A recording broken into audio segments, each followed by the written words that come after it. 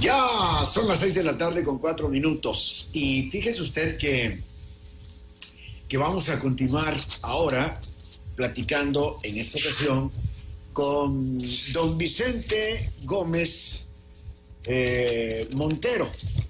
Vicente nos va a platicar sobre los mexicanos que se han tenido que ir al exilio, pero también de algunos extranjeros que han venido exiliados aquí a nuestro país y cómo han encontrado dentro del amargo exilio la dulzura de alguna manera. ¿Cómo estás, Vicente? Buenas tardes. ¿Qué tal, doctor? Buenas tardes. Qué gusto saludarle. ¿Cómo están? Igualmente. Vaya, qué claro te veo. Sí, fíjese. Como que me bañé hoy. Hoy me bañé para estar aquí en su programa. Muy bien, muy bien. Óyeme, el señor, pues ¿no? fíjate que la historia Dígame. es apasionante y la de México es desconcertante. Héroes que luchan contra héroes de nuestra historia y que los persiguen, que los matan y unos héroes fusilan a otros héroes, historias de familias que expulsan del país o que tienen que irse fuera ellos o sus familiares para poder sobrevivir. Pero, híjole, la pregunta que hoy nos tendremos que hacer es qué hacen estos famosos cuando han sido exiliados, a qué se dedicaron en el amargo exilio. Porfirio Díaz en París, la familia de Madero, la de Juárez en Estados Unidos y bueno, otros muchos. Así que vamos a hablar con Vicente Gómez Montero. Primero dejemos claro, Vicente, la diferencia entre exiliados y refugiados, ¿te parece? Sí, bueno, habría una tercera, ¿cómo se llama? Acepción del término, ¿no? Una cosa es el exiliado. El exiliado se va de su país porque considera que ya las condiciones en su país no son correctas, no están bien, que su vida peligra probablemente. El desterrado es aquel que sí sufre una condena por parte de un gobierno autoritario, por parte de un gobierno tiránico, que le dice, ¿sabes qué? Tú ya no me eres grato, tú ya eres una persona no grata para este país, no te necesitamos, vete por favor, no, vete por favor. Sí, sáquese, e incluso ha habido momentos en que el ejército o algunos miembros del ejército los han llevado a la frontera del país, alguna de las fronteras, y ahí lo han dejado y que ahí se vaya, ¿no? Y la tercera, como usted bien dice, es el refugio, ¿no? Es el hombre o mujer que considera su existencia en el país, sobre todo políticamente hablando, la considera en peligro y entonces pide asilo a una embajada. Y la embajada, pues obviamente, le proporciona el asilo y lo, ¿cómo se llama? Y lo hace llegar al país de donde es la embajada en cuestión. Le diré una cosa, doctor. Según he estado leyendo y he estudiado algún poco, en nuestro país, México, era un país al que recurrían todos los refugiados latinoamericanos, europeos, porque la política exterior mexicana era impecable, ¿no? Era una política de cuidado al que era lesionado en su país, de apoyo al que era lesionado en su país. Entonces, pues todos los refugiados, todos los que se sentían amenazados, pedían refugio. Esa fue, por ejemplo, para dar un ejemplo así rápido, una de las cuestiones que ocurrió con los refugiados españoles de la Guerra Civil, ¿no? Cuando triunfa la República, esta República fascista de Franco, ¿no? Triunfa, el doctor Alfonso Reyes está duro y dale ahí con el presidente Lázaro Cárdenas para que pueda permitirle a muchos refugiados españoles venir a nuestro país, venir acá. Y entonces ahí fueron llegando refugiados españoles valiosísimos que se integraron a la vida cultural, educativa, académica y científica de nuestro país. Con la salvedad, obviamente, dice el gobierno mexicano, y está en la Constitución también, de que ya este refugiado español, en este caso, que vino aquí a México, ya no podía seguir metiéndose en política, no podía seguir teniendo actividades políticas. Esas son las tres diferencias entre los, ¿cómo se llama? Esta manera de irse de un país. Ahora, también antes de empezar a hablar de nuestros famosos exiliados en otros países, me gustaría señalar que de cualquiera de las tres formas es un castigo terrible, ¿no?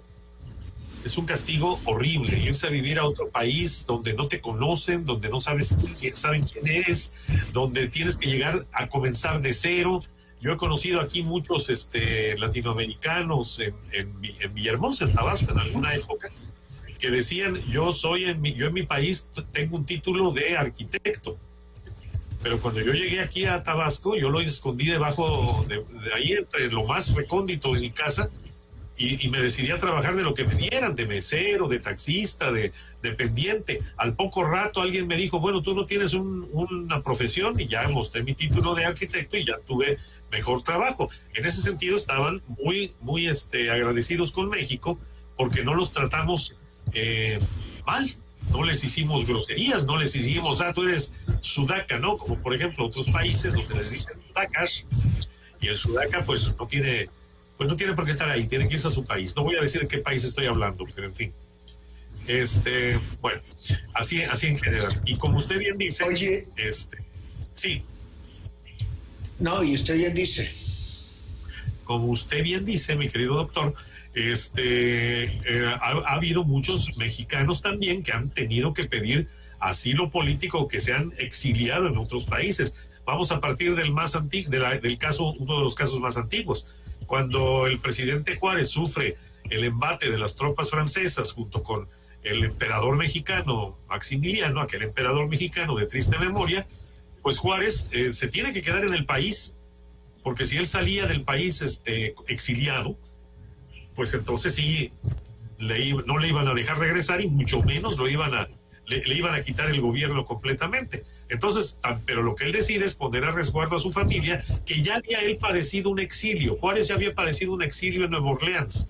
Cuando don Antonio López de Santana lo exilió, él se puso a trabajar en Nueva Orleans, y su familia se quedó aquí. En el caso de la intervención francesa, fue al revés. Juárez se queda en el país, y su familia, doña Margarita Maza de Juárez y sus hijos, salen del país, y doña Margarita tiene que trabajar para mantener a su familia y para tratar de enviarle algún dinero a don Benito aquí en México. Oye, Vicente, ¿y está documentado en qué trabajaba doña Margarita Maza? Mire, tengo alguna notita. Eso ocurrió, sí, durante la intervención francesa fue esto. Abrió una tienda allá en Washington. No sé todavía bien. Y bueno, también organizó funciones de teatro. Reunió fondos que iban a dar a los hospitales de las víctimas de guerra. O sea, esta no dejó nunca desprotegido ni a su país, ni a don Benito, ni a su esposo, ¿no? O sea, fue un ejemplo de trabajo y de arrostrar esta consecuencia, porque obviamente en aquel momento el país te daba, pues sí, asilo, te daba refugio, podías estar ahí trabajando con él sin ningún problema, sin problemas de que te fueran a, hacer alguna cosa mala, te fueran a cometer algún percance, pero pues también tenías que trabajar, o sea, nada más, no podías hacer otras cosas, ¿no? Entonces, oye, Vicente, no podías dedicar a política, ¿no? Claro, sí. Oye, Vicente, claro, y cuando don Benito Juárez se fue exiliado a Estados Unidos en aquellos tiempos de Santana, ¿se sabe qué hacía allá en Estados Unidos? Mucha gente dice que trabajó en muchos oficios. Como él venía de él era un hombre de condición humilde, pues sí aprendió muchos oficios. Y acuérdese usted que fue su padrino, don Antonio Salanueva, le enseñó 2 oficios. Uno, el de impresor. Sí, él sabía imprimir, él sabía trabajar con la imprenta, o sea, no la imprenta, o sea, también era para biblioteca, para hacer ya las pastas muy viejas, para rehacer el libro, etc. Entonces, de esto trabajó que le enseñó don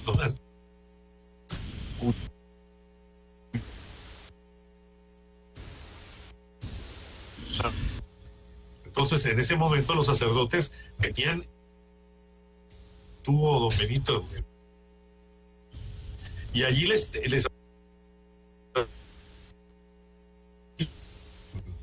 en esta circunstancia. Ahora bien, saben, y lo más es que parece ser que nosotros pensamos en el exilio como una cosa pues simpática, agradable, ¿no? Llena de, ¿cómo se llama? De te vas a otro país, ¡ah, qué padre! Pero ese es el gente que se ha exiliado o que la han desterrado, la sacan del país con lo puesto, ¿no? Con la ropa que lleva en ese instante. O sea, imagínate. Verdaderamente es un castigo. Claro, por supuesto, debe de ser. Pero en el caso de Porfirio Díaz, no tanto. Porfirio Díaz, no, claro, llevó una buena vida en París con su esposa, con las hermanas, con el sobrino que lo llevaba a visitar. Claro, pero obviamente recordemos que don Porfirio Díaz era expresidente. Ay, ya me metí en lo que no me importa. Bueno, pero vamos, era expresidente. Él tenía obviamente un resguardo, un ahorro, suponemos, ¿no? Que como usted bien dice, le dio para existir bien, para vivir bien, para estar con su familia. Ahora bien, pero además Carmelita Romero era una mujer de una familia opulenta, sí, aristocrática, opulenta, claro que sí. Sí, por supuesto. Pero le cuento una cosa más interesante todavía. Con ellos se exilia la familia Casasus, una familia la familia de don Joaquín Demetrio Casasus, tabasqueño, nacido en Frontera. ¿Sí? Don Joaquín Demetrio Casasus es uno de estos curiosos mexicanos que hizo el porfiriato. El porfiriato no lo hizo Porfirio Díaz, el porfiriato lo hicieron las familias opulentas de esa época, los Corcuera y Dava, los Limantur, los Casasus, ¿cómo se llama? Los Obando, todas estas familias alrededor de don Porfirio, que eran su gabinete, la gente de sociedad, las amigas de doña Carmelita, todos ellos fueron los que hicieron el porfiriato, esta imagen del porfiriato que tenemos lustrosa, increíble, de generales con muchas medallas en el pecho, de fracs, de vueltas en el Jockey Club, de idas a los conciertos, al teatro principal, a ver la zarzuela. Toda esta opulencia la hicieron las familias alrededor del matrimonio Díaz Ortiz Rubio, ¿no? Y don Joaquín Demetrio Casasus era de estos científicos. Se recuerda que siempre cuando se habla de Porfirio Díaz se habla de su gabinete y que casi todos eran científicos, les decían, porque eran los que movían la vida social, política, económica del país. Bueno, pues don Joaquín Demetrio Casasus era de estos científicos, era de estos personajes impresionantemente talentosos que don Porfirio les dejaba el país y ellos nada más le rendían cuentas. ¿Sí? Y estas cuentas sí. Y la familia Casasus, que se fue exiliada con don Porfirio Díaz, ¿siguió el ritmo de don Porfirio? ¿Fue donde fue Porfirio? ¿Se fue a Egipto también como se fue Porfirio, etcétera? Sí, todo eso está en un libro muy interesante que se llama El exilio, un retrato de familia de un chosno de don Porfirio, de Carlos Tello Díaz. El chosno es ya el que ya traspasa ¿cómo se llama? Las generaciones, ya no es tataranieto, ya es todavía más, ya es descendiente, pues ya Carlos Tello Díaz en El exilio, un relato de familia, cuenta estas cosas porque él es descendiente incluso del matrimonio de los nietos de don Porfirio. A ver, ahorita le doy bien el dato para no estar diciendo estudios, ¿verdad? Aquí está. Los hijos, sus descendientes, José Díaz y Cristian Casasus, descendientes de Demetrio Casasus, se casaron y obviamente emparentaron las dos familias, ¿no? Y don Joaquín Demetrio Casasus, para decir nomás otro datito así que me parece muy importante decirlo, es el que hace una ley esta de el Código de Comercio, la Ley Monetaria y la Ley de Instituciones de Crédito, que estas leyes son de una perfección económica hechas en 1800 y algo, 1890 y algo. O sea, y estas leyes les han querido entrar, o estos códigos, los congresos, muchos congresos posteriormente, les han querido entrar para modificarlas, adaptarlas y todo esto, y no han podido. Las correcciones que les han hecho son mínimas. O sea, don Joaquín Demetrio Casasus era hijo de chino, era chingón. Está bueno. ¿Sabes? Oye, sí. ¿Algún otro tabasqueño famoso en el exilio? Uy, pues sí, en el exilio no sé exactamente.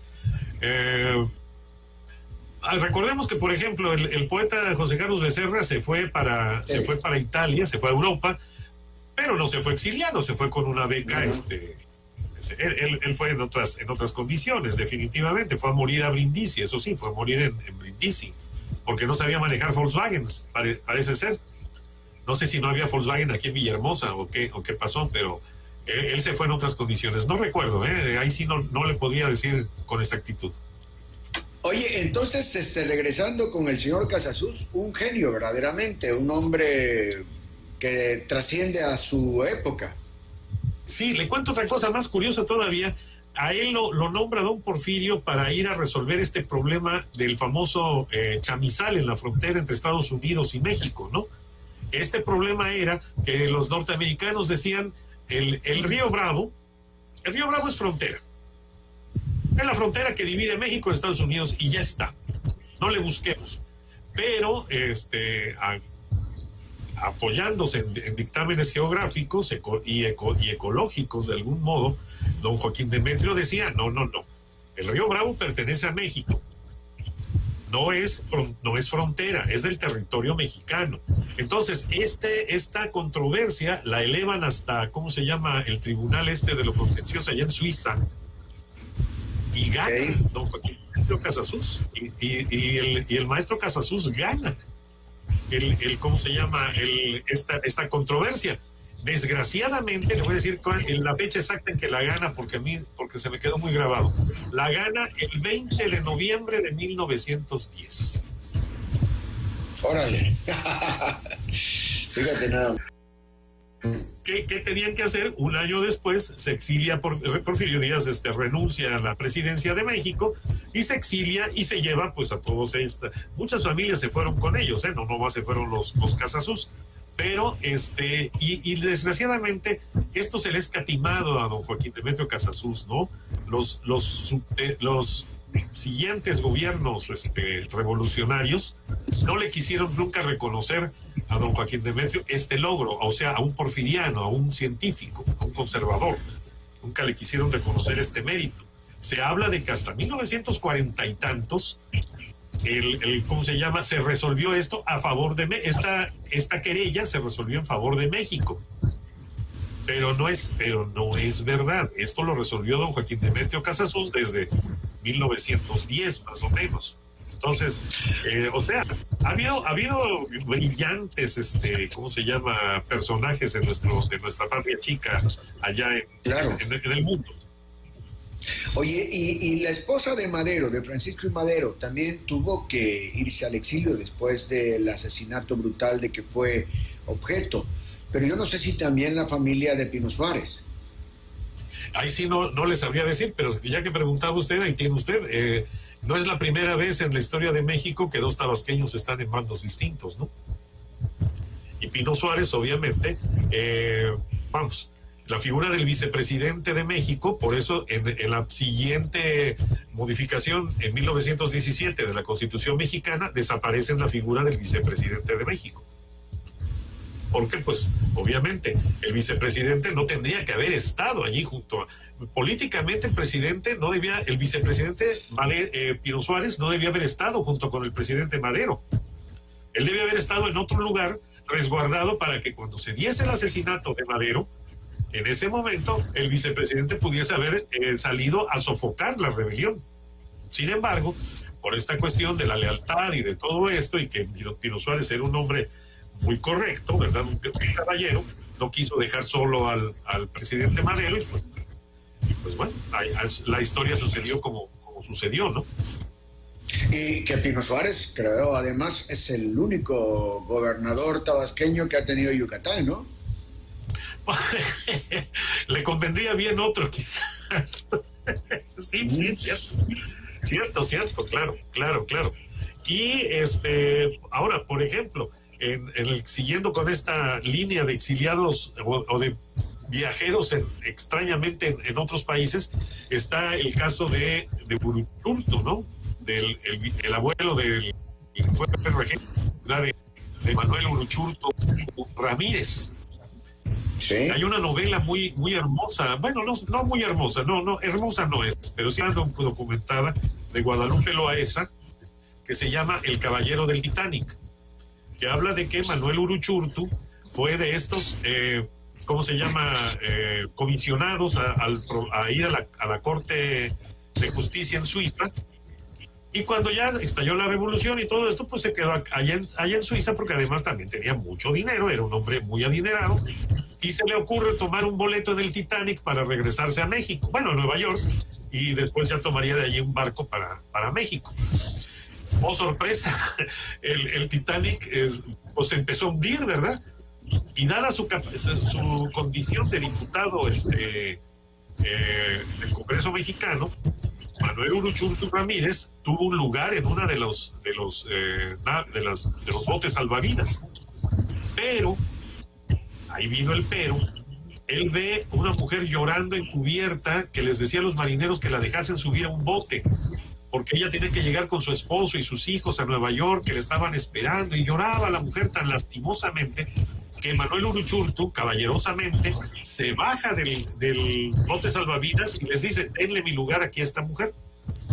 Se sube la mujer al bote salvavidas, le besa las manos a Uruchurtu. Uruchurtu le dice: yo quiero que por favor nada más me haga el favor de ir a México, si muero, vaya a México y digan a mi familia cómo morí, ¿no? ¿Cuál fue la causa de mi muerte? Entonces ya Uruchurtu, viendo que ya se iban los botes salvavidas, que el Titanic se hundía, hizo lo que hicieron el millonario argentino Mendoza y ¿cómo se llama? Y Guggenheim, y el millonario Guggenheim. Se pusieron a tomar ahí en el bar hasta que se hundió el Titanic, y ya se ahogaron de dos maneras: se ahogaron de whisky y de agua, ¿no? Y lo curioso es que esta mujer mintió del principio a fin, ¿no? Ella ni tenía esposo, ni tenía hijos, ni tenía familia. Entonces, sí cumplió la promesa, eso sí. Fue a la Ciudad de México, localizó a la familia de Uruchurtu y les dijo: gracias a su esposo, a la mujer, a la viuda, yo estoy viva. Al menos esa gentileza tuvo la persona esta. La viva. Pero, la viva. Pues sí, la viva. Bien viva. Oye, bien viva que era, ¿cuál ha sido el extranjero más famoso que se ha exiliado o refugiado aquí en nuestro país? ¿Trotsky, tal vez? Trotsky sí, porque además él venía huyendo por toda Europa, ¿no? Y el odio de Stalin lo persiguió hasta Allende el Mar, ¿no? Tan es así que aquí murió. Porque en la historia de Fidel Castro y el Che Guevara es diferente. Completamente, completamente. Ellos se exiliaron, obviamente, y estuvieron en México en algún momento. Había voy a contar una cosa que me parece muy... ahorita no es políticamente correcta, pero en alguna época todo el mundo la contaba. O me la contaron a mí también. había un café allá en la Ciudad de México donde llegaban los locutores. Yo en alguna época me fui a México a hacer algún pinino por ahí, pero nunca trabajé en ninguna estación de radio. Pero había un café donde llegaban varios locutores y ahí el dueño, un español así grandote, él se ufanaba en contar que a él le debía a Fidel Castro 50 pesos de una cuenta que le dijo, te la pago después, y no se la pagó. Y él tenía, ¿cómo se llama? La comanda la tenía enmarcada y ahí colgada en su pared, ¿no? Entonces, estas cosas, pues de repente, tú dices, cabalgan entre la leyenda y la certeza, ¿no? Porque, pues obviamente, nunca lo íbamos a saber. Enmarcado allí tenía una firma, sí, pero pues no te ibas a ir a cotejar una firma con un documento oficial de Fidel, ¿verdad? Sí. Sí. Oye, ya para terminar, porque ya se nos termina el tiempo, nada más una cosa más. Trotsky se la pasó de lujo, se la pasó muy bien atendido, hasta Frida tuvo ahí su desliz con Frida. Sí, pues sí, claro, porque mire, es que también hay una situación. El poeta, ¿cómo se llama?, guatemalteco Miguel Ángel Asturias, cuando se exilia en París, al poco tiempo le manda una carta a un amigo y le pregunta, Miguel Ángel, ¿cómo te va en París? ¿Cómo estás en París? Y Miguel Ángel le contesta, aquí, comiendo la amarga langosta del exilio, ¿no? Pues más o menos así el maestro Trotsky. Así andaba Trotsky también acá en México. A él lo apapachó mucho Diego Rivera, sobre todo lo apapachó mucho hasta que descubrió el afer. Que también ¿no? Lo apapachaba Frida. Sí, por supuesto, pero Diego Rivera era celoso mañoso, ¿no? Él sí hacía, pero que no le hicieran a él, ¿verdad? Entonces, ahí fue donde ya sacó a Trotsky de su casa, consiguió un departamento, otra casa donde él se fue a vivir Trotsky con su esposa y todo esto, y hasta allá lo persiguió Jacques Mornan y lo mató. Y mató a Trotsky de esta manera atroz en que se conoce, ¿no? Vicente, Trotsky como siempre, muy acertado, muy interesante, muy ameno y muy aleccionador todo lo que nos...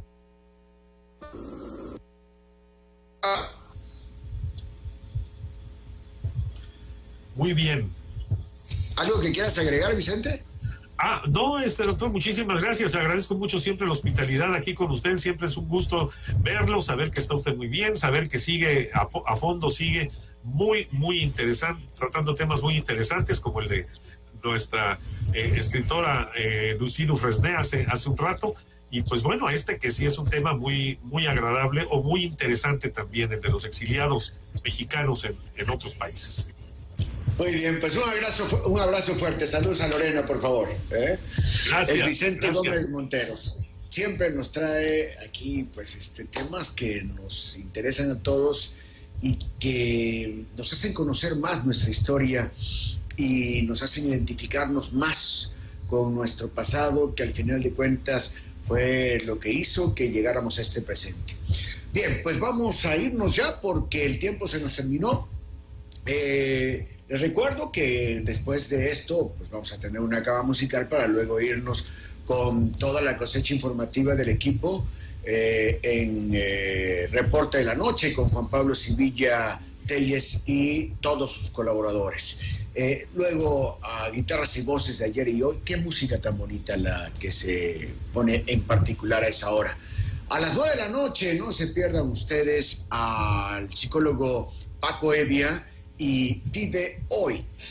Luego cierra transmisiones La Voz de la Noche. Julio Antonio Mesa Herrera para mañana desde las 5 de la mañana estar ya en contacto con y Amanecer de mi Tierra. Se la pasa uno agradable, aprende cosas, el buen humor de Carlos, las diferentes recomendaciones de doctores, de abogados, etcétera, y desde luego la buena música. A las 6 de la mañana, Hugo Triano y todo el equipo en Buenos Días Telereportaje con los avances informativos y con la correspondencia. Y a las 7 de la mañana, Emanuel Sevilla y todo el equipo también ya en Telereportaje. Que Dios le bendiga. pásela muy bien. Hay que cuidarse de el coronavirus y también hay que cuidarse ahora de la viruela del simio. Hay que tener mucho cuidado. Que Dios le bendiga, pásenla muy bien. ¡Arriba, corazones! Y adiós. Los lunes, 4 de la tarde. Para entender los sucesos